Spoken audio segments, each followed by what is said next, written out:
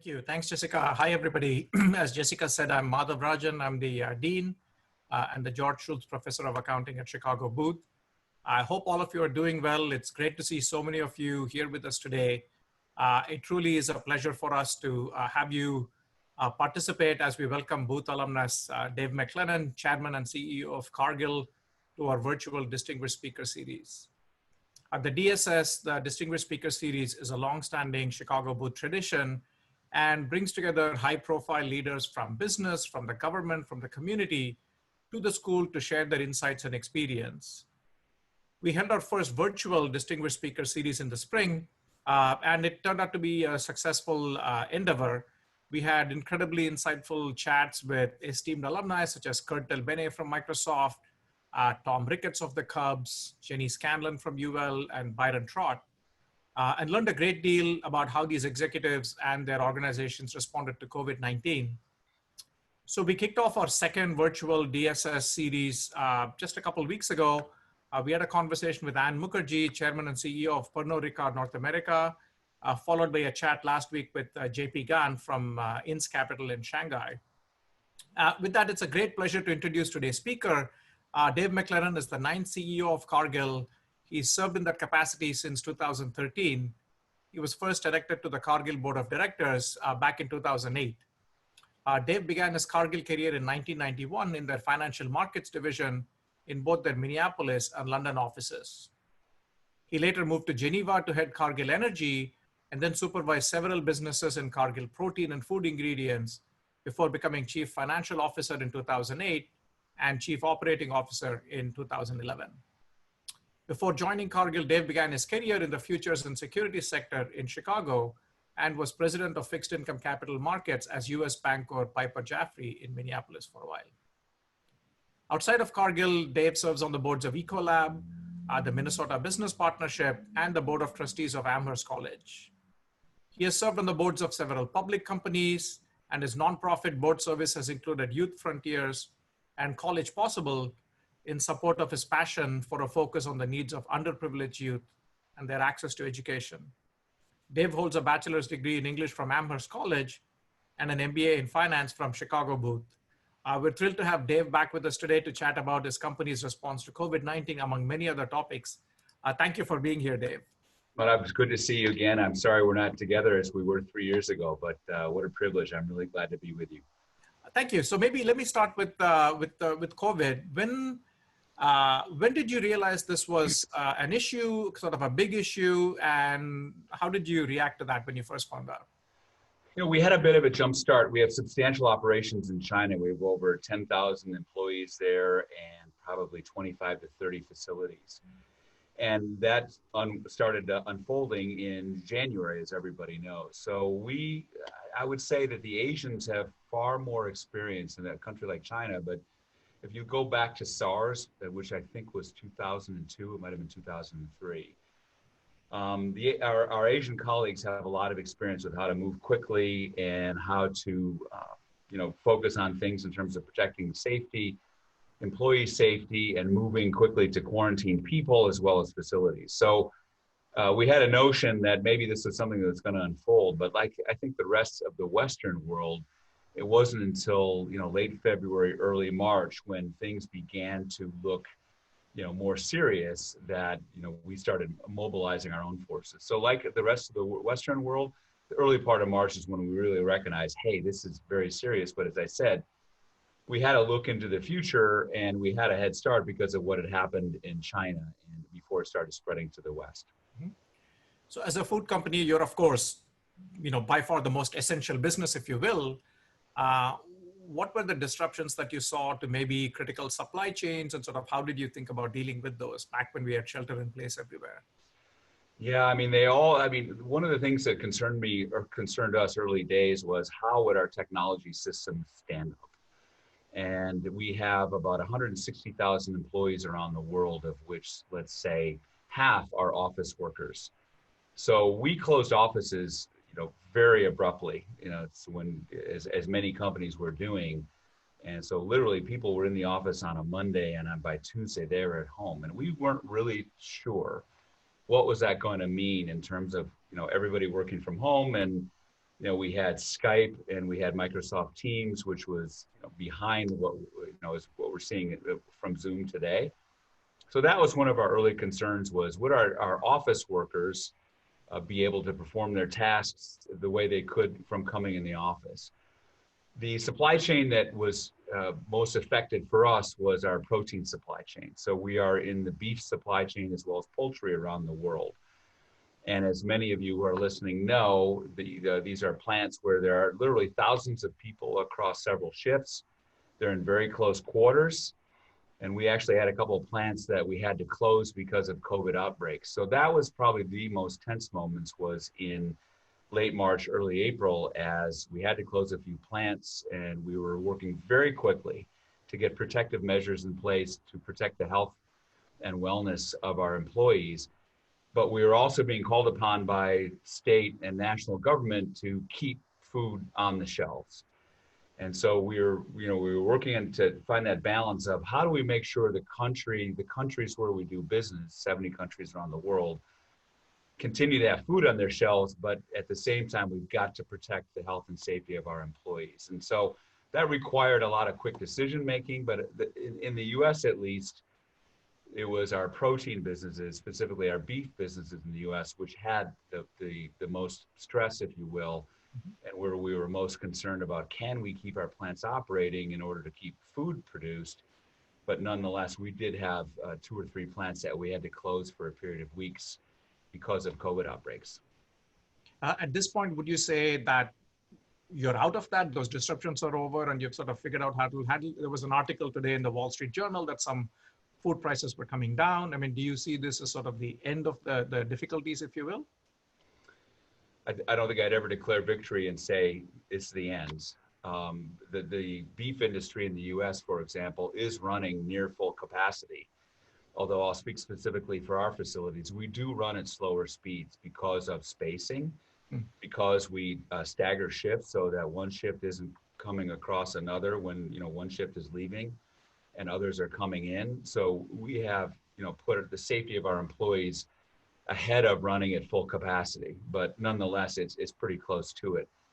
I mean, the major changes will come as no surprise, is that people are eating more at home, and the food service industry, most particularly high-end dining, white tablecloth or fast casual, is still suffering. The retail industry, where many of our customers are for our beef business, is prospering because people are eating at home. They're not going out. They're eating in smaller groups. And then the big question, as all food scientists, health scientists have been warning us, is what does it mean when we go into Northern Hemisphere winter, as people become more centered at home and go out less than they currently are? They can't socialize out of doors, or they're going to choose to socialize less out of doors, again, in the northern parts of the Northern Hemisphere. And what is that going to do to food demand and food production? So we're going to be very cautiously optimistic that we've learned a lot in the first 6 months of COVID, but the next 6 months, could be very, very uncertain. You made a point earlier about just how global you are as a company. Have you seen any sort of differences across countries in terms of how they have responded and where they are in the cycle, if you will? For sure I have, and I alluded to China, and they have experience, unfortunately, with, say, SARS and H1N1 with past pandemics, and they responded quickly. I was struck last week. We had our first online auction in China, and actually in Cargill. It wasn't just in China, but we bought a soybean crushing facility in China in an online auction hosted by Alibaba. And it was a pretty amazing moment because it was all the bids were online, and we knew where the highest bid was, and we knew what our price was, and we won. And somebody sent me 2 pictures, and one was of a conference room with 10 people sitting around a conference table, our Chinese colleagues, watching the bidding and formulating strategy. And the next was they were high-fiving and hugging in celebration because we had won. And I looked at it and I thought, wow, remember those days when you could sit in a conference room with 10 people, or when you could congratulate somebody with a personal touch? And it brought home to me, nothing's really changed in China, because they got in front of it. and they reacted quickly, and their life is, I mean, it's not fully normal, but they're not wearing masks in the office. They're not separating. I mean, you know, we had a board meeting recently, and we had this massive board table for 12 people that took up, it was probably, I don't know, 20 meters in length. And it's very strange, but particularly China that got after it quickly. But as I think everybody knows from reading the papers that, you know, things are continue to be quite serious in countries where we also have a significant presence like India and Indonesia, the Philippines, South America, you know, the UK is particularly serious. So with the exception of China, I mean, I think, and maybe South Korea, those are the most notable differences that I see in our world relative to how life is in the rest of our world. And you mentioned in March, you sent all the office workers home. Has that changed? Are you still in work from home? What are you thinking about sort of the long-term plans for that? Yeah, I mean, we have declared that we will have we will have office settings. So where I'm sitting today in Minneapolis is our worldwide headquarters. This facility houses about 2,000 people at full capacity, which it was on the 12th and 13th of March, the last days that people were in before we closed the doors. We also have another office probably about 8 kilometers from here where it houses about 1,000 people. Our meat business is headquartered in Wichita. They house about 900 people.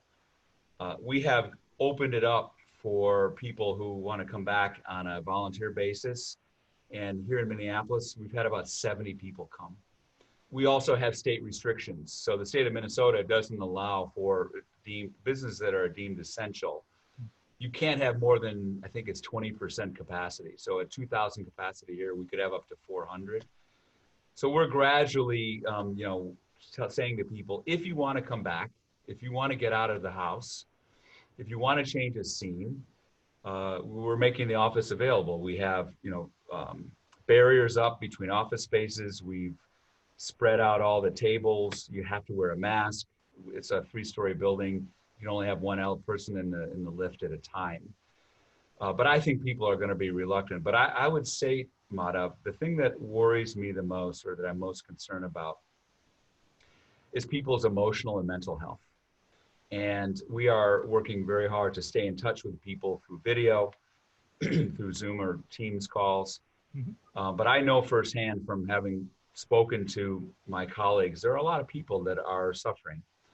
And a lot of people who are under a lot of stress and trying to figure out, how do I care for loved ones, whether it be kids at home with homeschooling, elderly people that need help, parents and elderly loved ones, people who live alone and they can't get out of their home. And I want to provide our office, again, with safety precautions, with social distancing, following all the guidelines of the states where we're located, as a refuge. That if you want to get out of your house, if you just want to get up, put some nice clothes on and drive in and have that transition time from home to office, and the same thing when you go home, I would like to provide that. Personally, I have been coming in the office. I'm one of the few people here, but our Wi-Fi at home stinks. I got a dog that barks every time the doorbell rings, and I just don't have a home office, but I feel more productive being here. But I have many colleagues that feel much more productive being at home, and it helps them. I talked to a colleague today who's got a spouse who's got a disability, and he's able to care for her much more efficiently and attentively because he can work from home. And he said he doesn't have his commuting time. So it's going to be for everybody's choice. But right now, there is no mandate. You must come back in the office. But ultimately, there will become a day when we say, our office is open. We'd like you to be here, but we do have alternative work arrangements if you have found through COVID that you're better off and more productive working from home. So we're going to maintain that flexibility. When we spoke back in March, you were saying that this is the time you find out about the leaders in your company. Right? Yeah. And could you just talk a little bit about that? And how do you feel Cargill has sort of reacted through this experience? Yeah, you never learn more about somebody than when they're under crisis and they're under pressure. And, there's a lot of business cliches about, what do you learn and how you get tested under these kind of moments. And it's been interesting to observe people, those that have stepped up, those who stay calm, those who make very clear and fast decisions. And I've been very impressed by the way people have responded. And I watch very carefully. I watch people very carefully to see how are they performing. And I have seen some examples where some people just aren't performing that well. They don't like the pressure, they can't handle it, and you have to help them through it. And certainly everyone's got a different constitution. They've got a different approach to stress. But one of the things that we've tried to do is just to reassure people that we're all in this together. We support the decisions that you're making. And we need people to make decisions with their value system in mind, put people first, do the right thing, and reach higher. Are three of Cargill's declared values.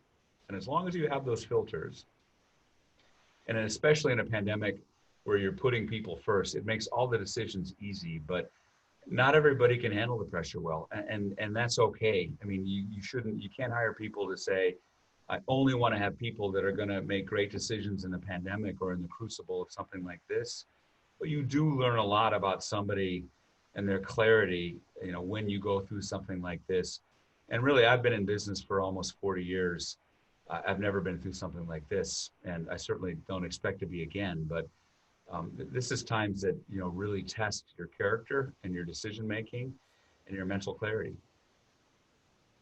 Could you speak a little bit about sort of the how much you invest in like R&D, which you hear a lot that, well, we can keep doing things we've always been doing, but new product development, that's sort of what suffers. Have you seen that? How are you trying to get around that?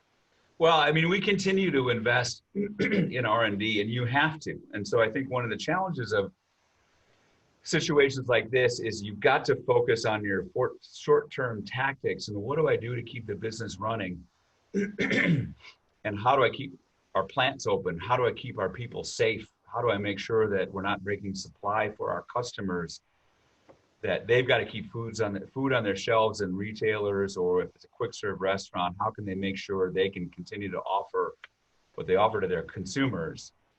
But at the same time, you got to keep the machine running, because if you shut everything else down and shift all your time and energy, your capital, your labor to short-term fixes, you're going to lose sight of the long term.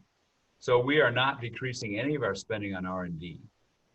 What I think that I'm most concerned about is the informal innovation and networking that goes on when you're in an office. The idea sharing, the whiteboarding, the, hey, did you think about this? And also the cultural connections that occur when we are together. But I am proud to say that our innovation has continued. So a few months ago, we launched our plant-based protein products. We have plant-based McNugget for for KFC, which was rolled out in China in April. We have our own plant-based patties, which have gone into retail stores.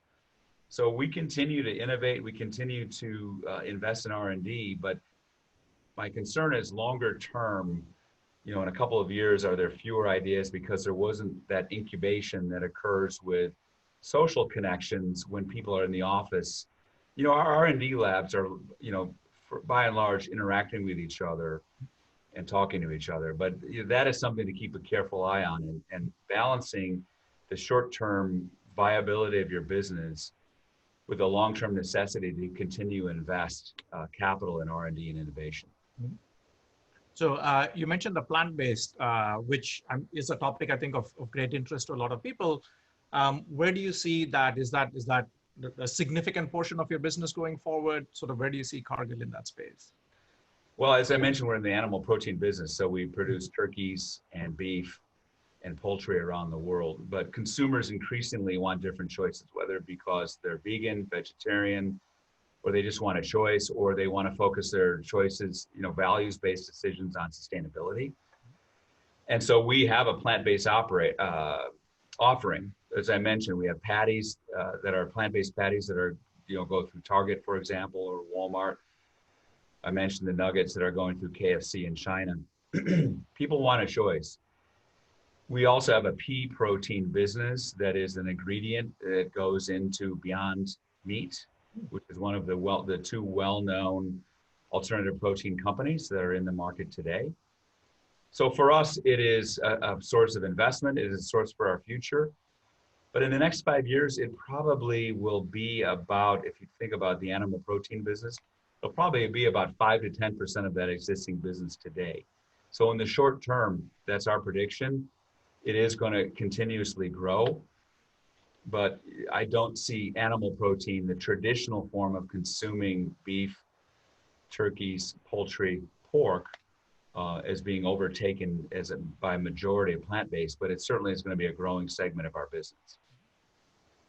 So you mentioned sustainability as sort of a key value. Could you speak a little bit more about that? How broadly do you define sustainability? What are efforts that you put in at Cargill to get to being a sustainable corporation? I think it's the presenting issue of the 2020s of this decade, and it has been, but it is so much a part of consumer choice. It's so much a part of our customers' business. Our statement of purpose to nourish the world in a safe, responsible, and sustainable way. I named a chief sustainability officer about 18 months ago.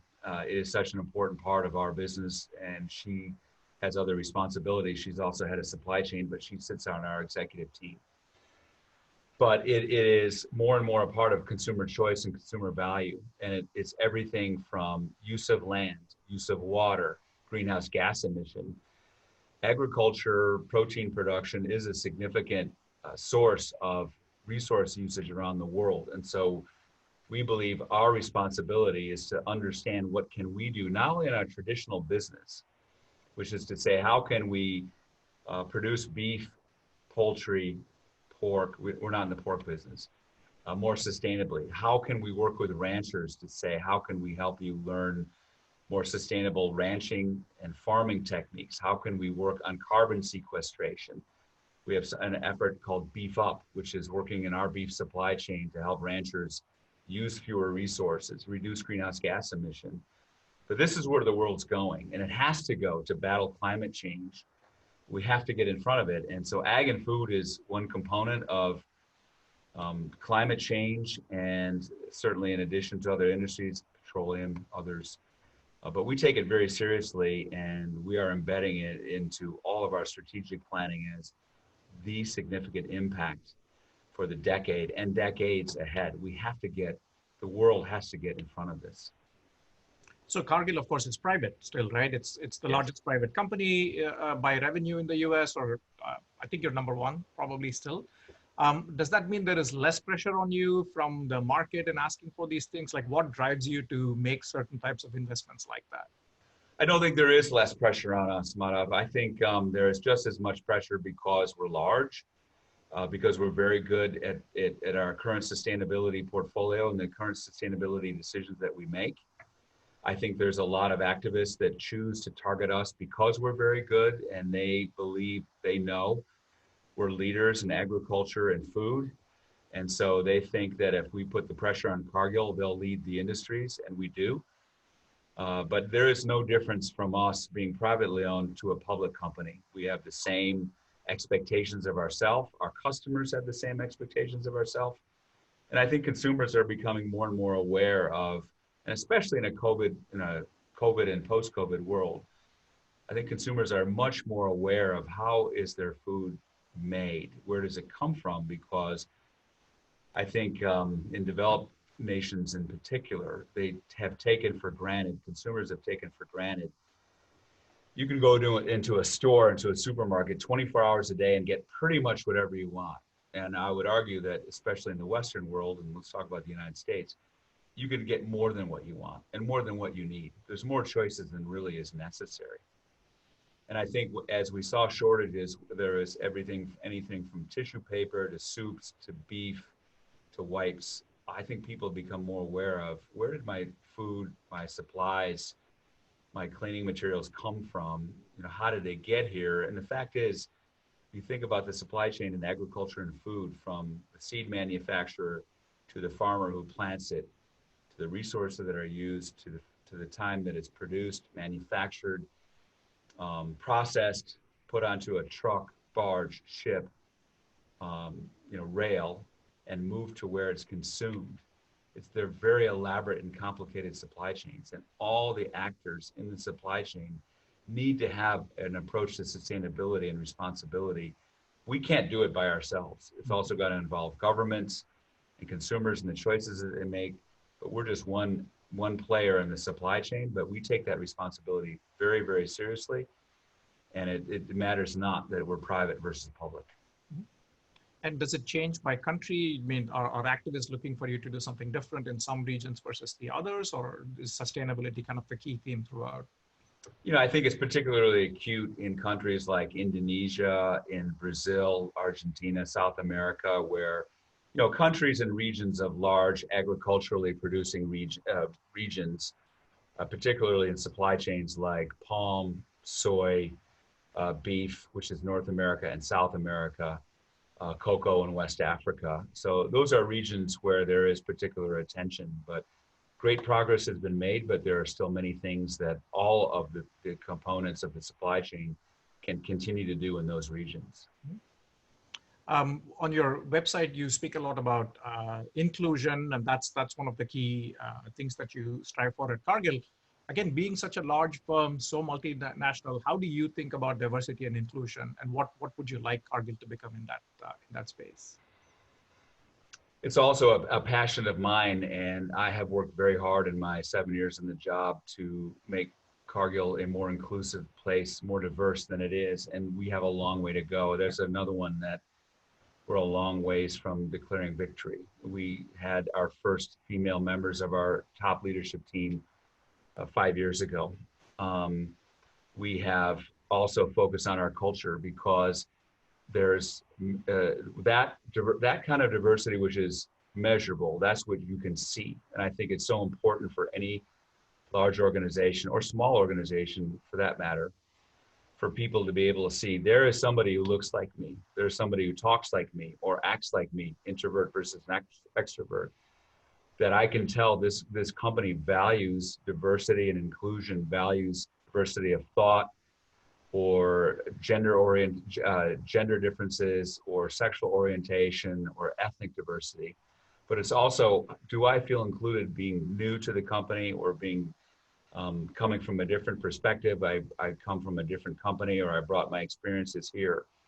And so what your culture says is equally as important, maybe more important. You could have an interesting conversation than your measurable diversity, meaning, you know, what percentage of your population is BIPOC, or what percentage is female. And so I think we have a lot of work to do on that, but it's something that we start all of our board meetings and all of our executive team meetings. And I've asked our company to start with a moment about safety. How do you keep people safe, physically and emotionally safe, that they feel safe, not just from physical harm, but also safe from, you know, whatever may make people feel unsafe because of lack of inclusion or those that don't value diversity, but also for an inclusion and diversity moment. And I've asked, so our leadership team of 11 people, every time we meet, let's have an inclusion and diversity moment. It may be negative. It may be something that really disheartened you about what you heard or saw. So I think we're getting better, but I think it's incumbent upon all large organizations, all organizations, especially in the wake of what happened on May 25th with the murder of George Floyd, and all the names that I can name, Breonna Taylor, and all the things that have happened. And one, you know, with George Floyd, which happened right here in our hometown of Minneapolis, and Philando Castile, which also happened here in Minneapolis, to take that to heart, to say, how can we be a better company? How can we be more inclusive, and not just by the people we hire, but the way that we think and act and talk? So one thing I always want to ask is, going back to your booth education, how do you feel that's defined you? How do you feel that's helped you in your career? What made you do the pivot from finance to then going into the COO and then the CEO roles? Well, I represented diversity back in the 1980s. I graduated in '88. I was an English major, and booth was really quantitative back then. I mean, you all think it is today and finance oriented. Let me tell you, when I started back in the '80s, I remember being in a small group with a bunch of engineers and a bunch of econ majors, and I took my first class. One of my first classes was accounting, and I thought, what the hell have I done? I mean, for an English major and a liberal arts grad, and I know, Madhav, you are a professor of accounting, but that was a struggle for me. And I remember being in a small group, and we were 6 people, and an engineer, and one guy was from University of Illinois, and this and that, and I said, yeah, I was an English major, and he goes, what are you going to do with that? Teach? And I was working at the Board of Trade, so I mean, I was in the financial business at the time, but it's a weak example of lack of diversity. But at that moment, I felt bad about myself for being an English major. And I remember even taking an organizational behavior class, and it was all about piece rates and theories, and it was like I said, but I did it because I wanted to balance out my liberal arts degree. But I think the thing that I really loved about, it wasn't called Booth then, but UC or Booth, was just that approach, which is it helped me balance out my liberal arts sensibility, or the fact that I was a liberal arts graduate with a major in English literature, analytical thinking, quantitative thinking. I mean, I loved my finance course. I did not love accounting, and I still don't. Sorry, but I recognize that if you're going to be good at business, you better understand it. And I was a CFO for 3 years, so I learned to. I don't think I'll say I learned to love it, but I learned to accept it as the tool and the art form that it is. And man, if you understand accounting and can work your way around a balance sheet and an income statement, statement of cash flows, you really have a leg up. So Booth gave that to me. It gave me something I never would have achieved just in having a liberal arts degree, but also the diversity of thought and the analytical approach to so many things. The professors were so impressive and so smart. And I really learned a lot. So that was why I chose Booth over Kellogg. And have any of your family members been to Booth since then?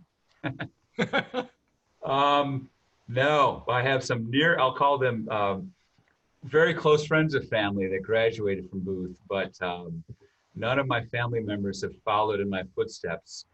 But I have several relatives that have gone into business and are continuing in business. So I can only hope. I've got a young daughter who just graduated from undergrad, so I'm holding out hope that she'll choose to go get her MBA someday. And I've also got a son who may choose to get his MBA one day. And so hopefully they'll follow in those footsteps and become a fellow Maroon. Okay. All right, I'm going to turn it over to Jessica now to get some of the audience questions, and then I'll come back at the end. Jessica? Sure. We had quite a long list of questions submitted ahead of time, so I'm going to start with some of those. Kind of focusing this first set on leadership. You've talked about the culture that exists at Cargill just a little bit. You've talked about the D&I in particular, the D&I initiatives that you have. How do you foster an effective culture in such a large corporation? And what aspects of Cargill's culture are the most important for its long-term success? I mean, that's I think also a really compelling question, because you got a large organization in 70 different countries. And so what may be very culturally relevant in North America, in the UK, in Indonesia, in Ghana, it may not be at all culturally relevant in those other countries. But I still think you can have things that are in common.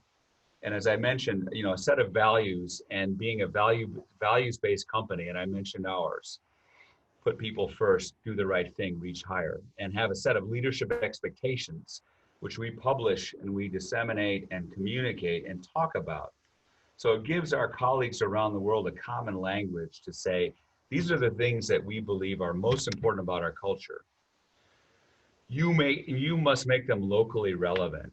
And the diversity of the Booth class that I spoke to, the class of 19, when you and I were together, and if you look back, you can't see it on here, but that picture of you and I there, right there, over in that corner, it's that picture of you and me back 3 years ago. But I looked out and I thought, this looks like the world to me in terms of Asians and Europeans and Latin Americans and women and men.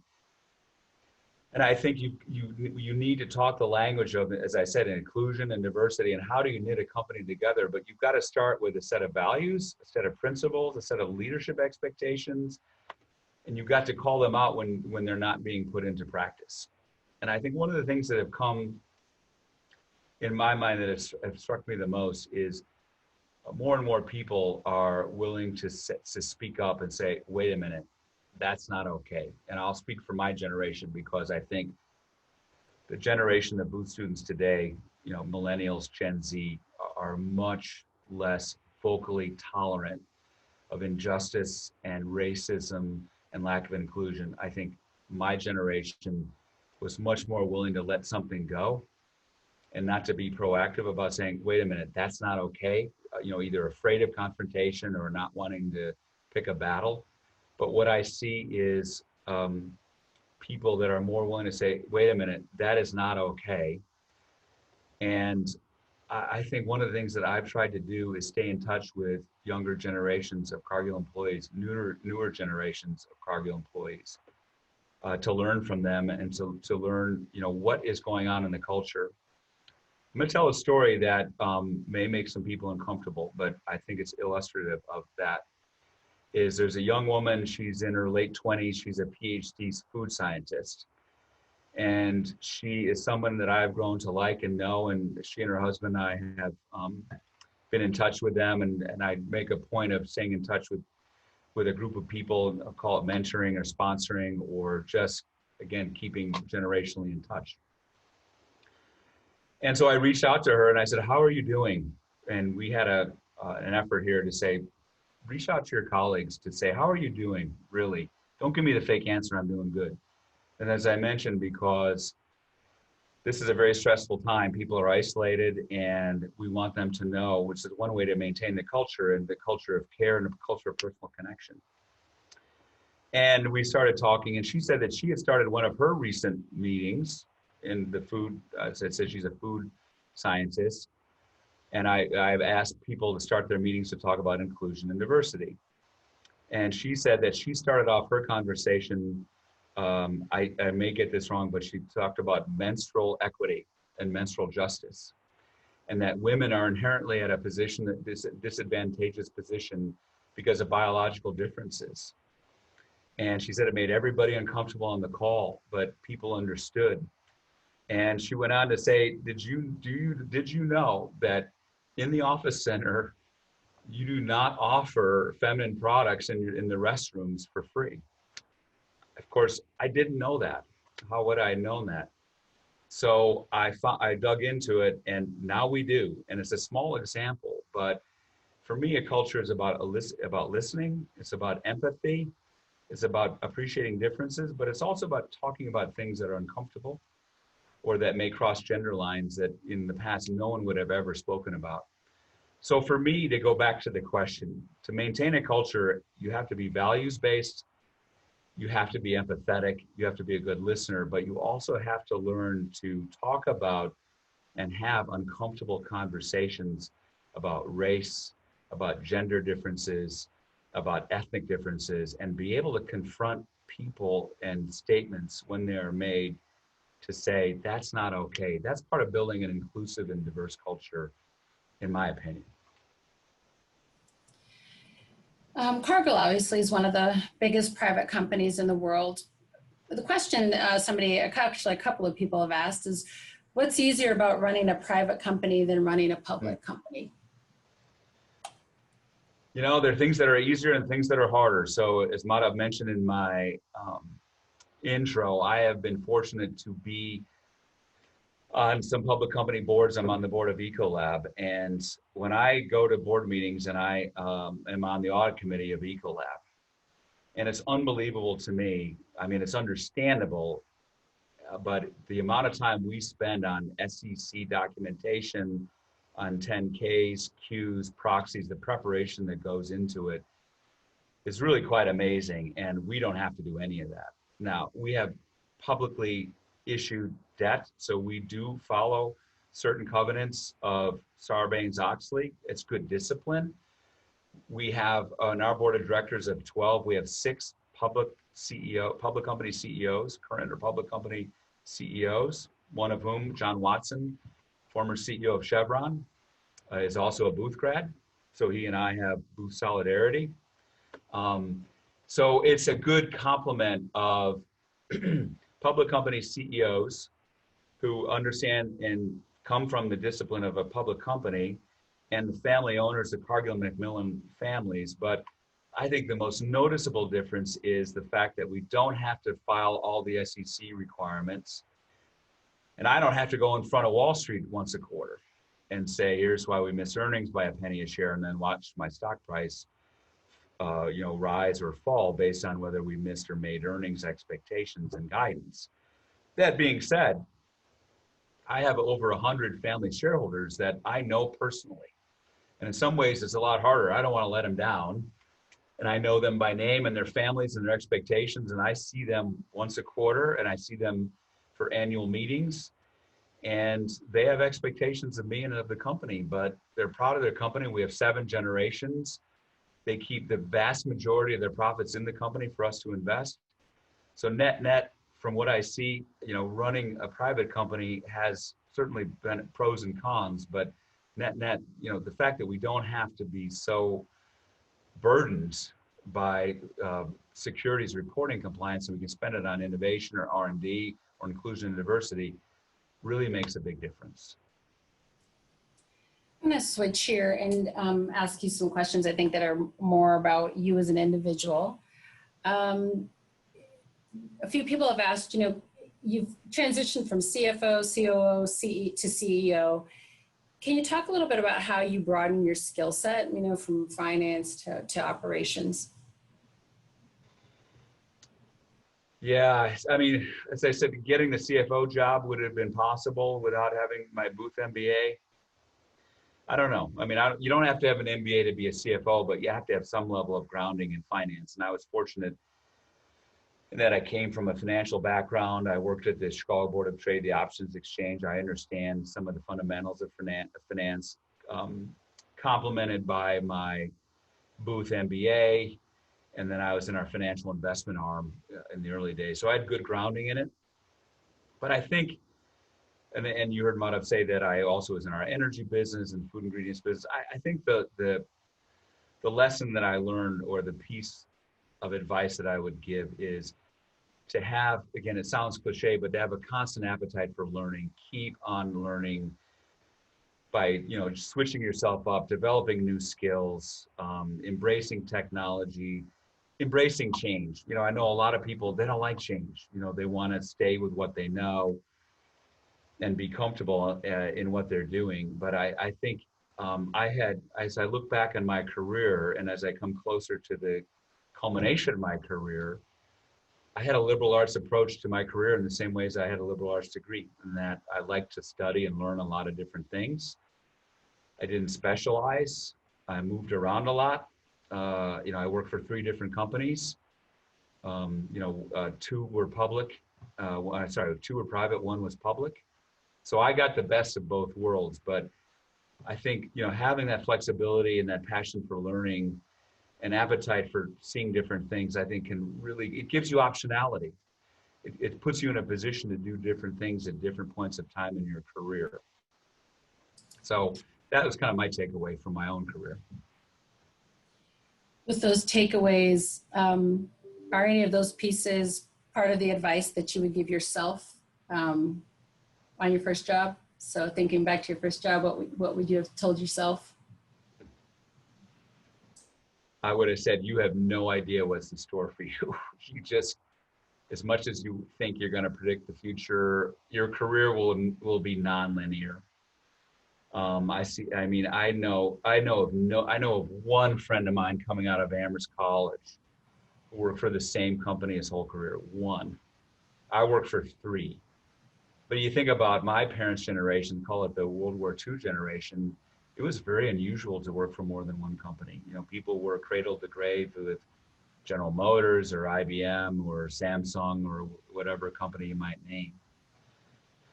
I would have said to my 22-year-old self, enjoy the ride. Try not to stress out about where your career is going to take you. And I feel that for a generation of new Booth students, Gen Zs and millennials, I feel there's so much more pressure on you to succeed and to build your resume. And, I look back at my summers in undergrad, I moved furniture one summer. I was a cook in a hospital one summer. I painted houses one summer. But you all, you know, you got internships and you made your resume better every summer. You couldn't take a summer off. And that's just kind of the ethos of today's world is, you know, always acquiring these skills and always, you know, pushing yourself to be better and to be positioning yourself for the next step of your career. And so my advice would have been, it's going to be okay.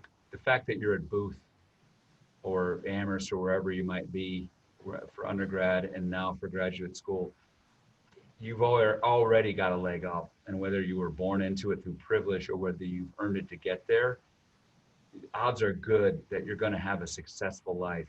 Make the most of it. Enjoy the ride. Don't get wigged out when things don't go your way. Not every year is going to be good. And I look back on almost a 40-year career, and I had some years that were pretty rough, and years when I thought, am I doing the right thing, and should I switch careers? And I never would have imagined. I did not come out of college or Booth thinking I want to be a CEO someday. I just didn't. And there are some days, you know, my favorite people are people that still don't know what they want to do when they grow up. So keep that kind of youthful enthusiasm about your life, about your career. Don't get missile locked on, I want to do this, or I want to be a CEO or a CFO or a CMO or a CSO or whatever C or whatever acronym you want to throw out there. Stay flexible, stay open to change, but enjoy it. It's a wonderful world in business, and you already, as I said, have a leg up. Enjoy that fact. A couple of questions from the chat. Lisa's asking, can you talk about the transformation underway at Cargill?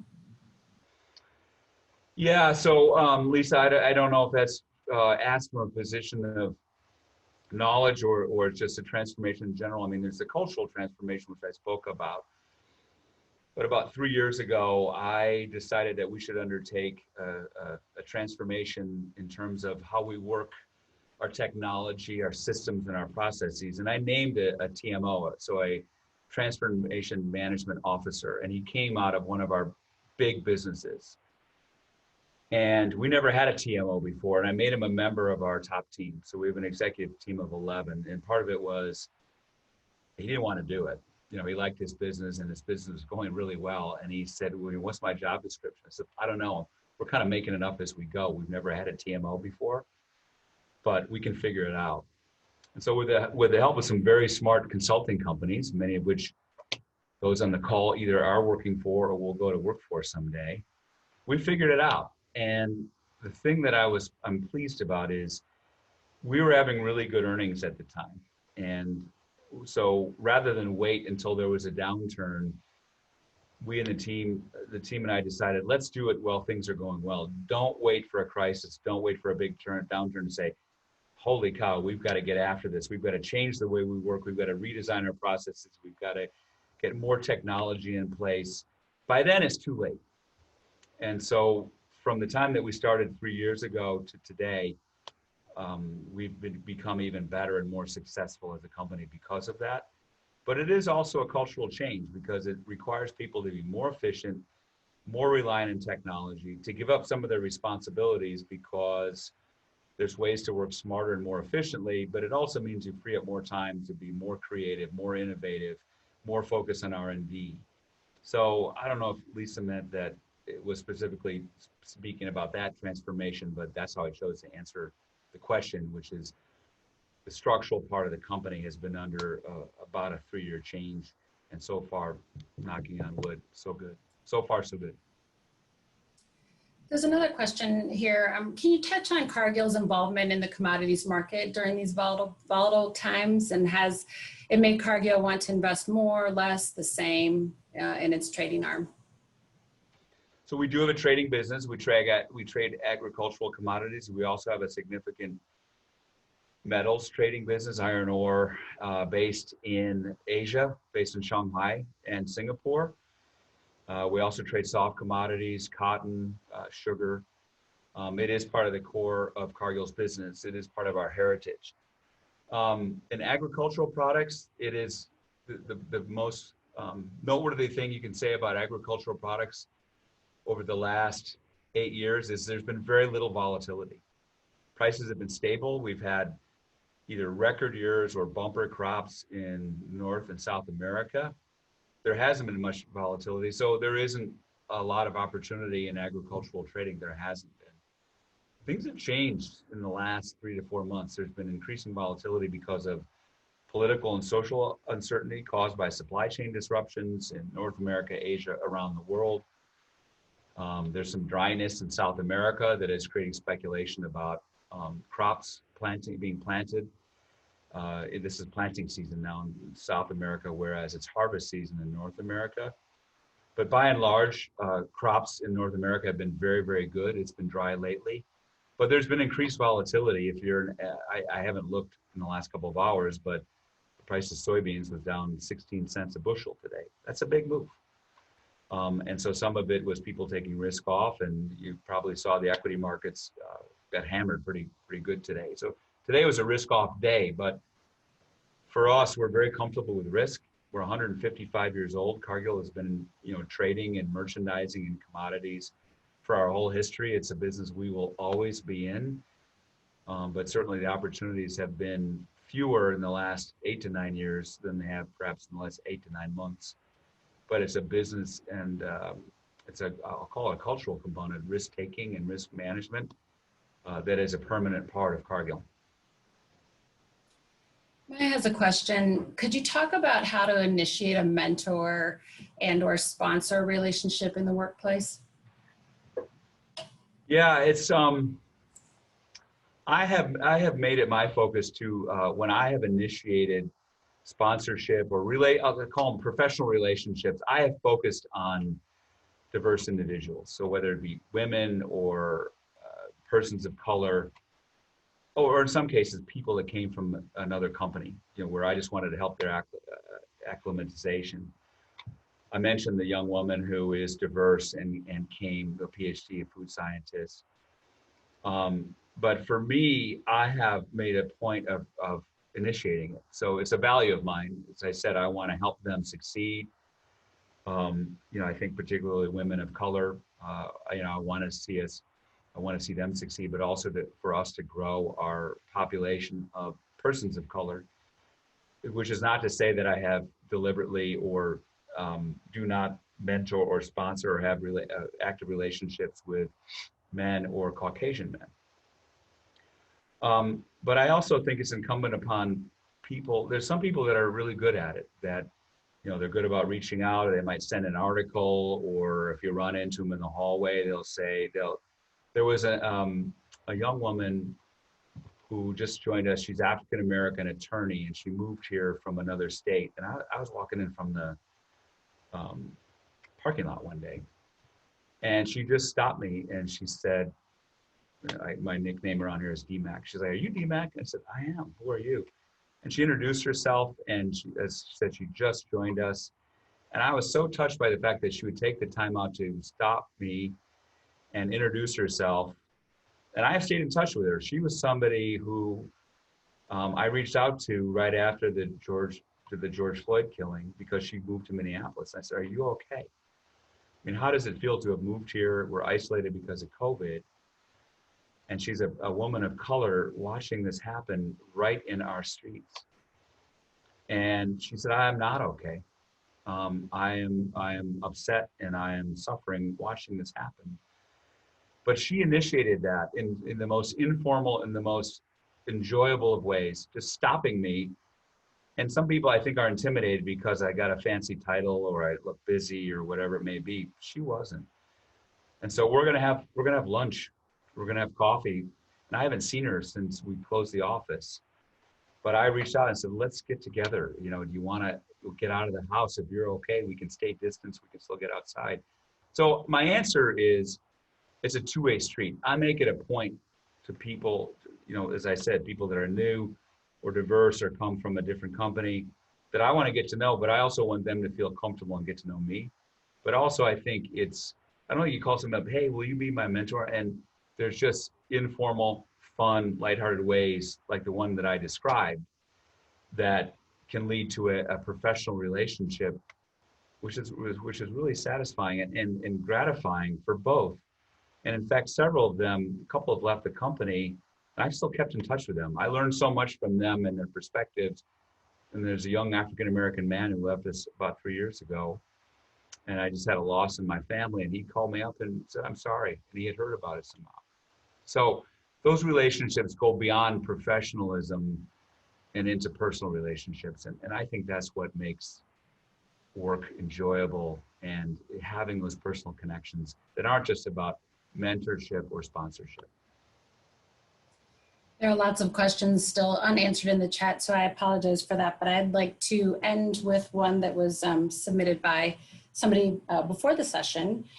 And the question is, if you could gift one book to every Booth student, past and present, what would it be and why? Oh, gosh. I know I saved the hard one for last. So I'm looking up at my bookshelf, and there are 25 books up there. So I'm gonna wimp out and pick one of those, as opposed to sit back and say. And I love to read, and I always have a book going. And I just got through reading the autobiography from Bob Iger, which I read on.